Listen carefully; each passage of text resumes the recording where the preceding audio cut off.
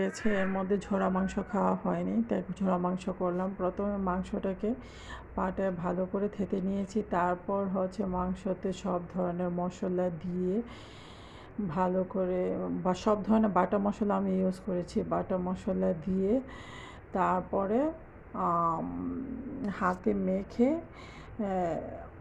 পানি দিয়ে বসিয়ে দিই, অল্প একটু পানি দিয়ে বসিয়ে দিই। মাংসটা যখন সিদ্ধ হয়ে আসে তখন শুকনো শুকনো হয়ে যাবে, তখন নামিয়ে ফেলি। নামিয়ে ওই মাংসটা আলাদা করে রাখি। তখন ওই ফ্রাই প্যানেই গরম মশলা দিই, গরম মশলা, পেঁয়াজ কুচি আর রসুন দিয়ে ভালো করে ভেজে নিই। ওইটা তো সামান্য আদা বাটা, রসুন বাটা, জিরা পাউডার, এগুলা, হলুদ, মরিচের গুঁড়ো, ধনে গুঁড়ো, তেল দিয়ে ভালো করে কষিয়ে ওইটার মধ্যে আলু কষিয়ে ওই যে ভেজে রাখা মাংসটা ওইটা দিয়ে ভালোভাবে কষিয়ে নামিয়ে